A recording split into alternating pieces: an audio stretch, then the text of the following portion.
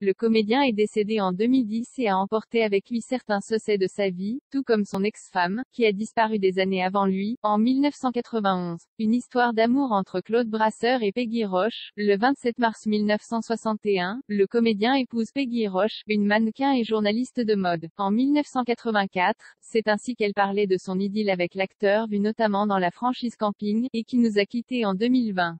Nous sortions beaucoup, nous allions partout, peut-être avec une préférence pour Castel et le New Jimmy's. C'était un plaisir de refaire le monde avec un peu d'alcool. Bien sûr, les lendemains au journal étaient un peu difficiles. On était très optimistes et sortir la nuit représentait quelque chose de certainement plus gai qu'aujourd'hui. Mais cette histoire ne dure pas. Claude Brasseur finit par tomber amoureux de Michèle Cambon-Brasseur. C'est avec elle qu'il finit sa vie. Mais avant même qu'il ne retrouve l'amour, son ex-femme, elle, tombe déjà amoureuse. Mais ce n'est pas un homme qui l'a fait chavirer, mais une femme.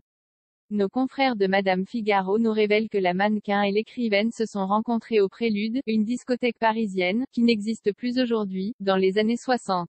Plus précisément en avril de l'année 1968. Elles tombent amoureuses l'une de l'autre. Cet amour, elles l'entretiennent pendant 20 ans, tout en restant très pudiques quant à la nature de leur rôle. Il faut dire qu'à cette époque, l'homosexualité était considérée comme tabou, au mieux. Une histoire qui n'est plus secrète. Aujourd'hui, tout le monde sait que les deux femmes ont vécu une belle relation. Le fils de Françoise Sagan, Denis Westhoff, qui est écrivain, ne cache rien de cette histoire dans le livre Sagan et Fils, qu'il publie en 2012. Il revient justement dans cet ouvrage sur la relation entre sa mère et l'ex-femme de Claude Brasseur. Entre ces deux femmes, ce fut un mélange de passion, de tendresse, d'admiration réciproque, de reconnaissance mutuelle, d'amitié et de connivence comme ma mère n'en connut jamais, dans mon souvenir, ni avant ni après. Avec la disparition de Peggy, ce fut comme si ma mère avait été déchirée en lambeaux, que l'on eût arraché des morceaux d'elle vivante. Avant de mourir, elle était touchée par un cancer. Peggy Roche a demandé à ses proches de prendre soin de Françoise Sagan. Elle savait que sa disparition allait toucher si fortement la romancière qu'elle aurait besoin d'aide pour se relever, et continuer à vivre sa vie sans son âme sœur. Ce jour-là, Françoise Sagan n'a pas seulement perdu le grand amour de sa vie.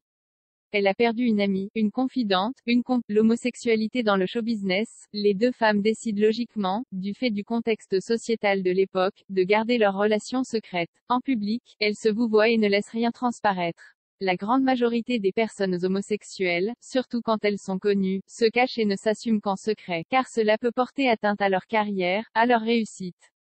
Pire, cela peut également les mettre en danger. Mais qu'en est-il aujourd'hui? L'homosexualité est évidemment mieux acceptée, sans pour autant que l'homophobie ne disparaisse. La triste réalité est que jamais l'homophobie ne disparaîtra. Tant qu'il y aura des hommes, il y aura des homophobes. Mais les célébrités ne se cachent plus, ou moins.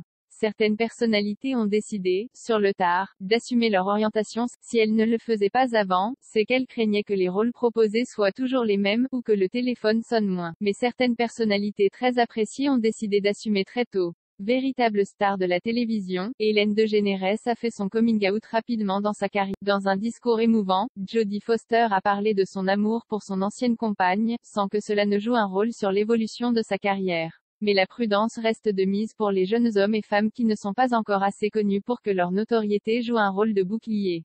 Le football, et le sport en règle générale, reste un milieu où les hommes homosexuels se cachent et n'assument pas. Rares sont les footballeurs en activité à faire leur coming out. Ce n'est rien d'étonnant puisque c'est un milieu où le racisme existe et est même très présent, et sans aucun doute pas assez combattu par les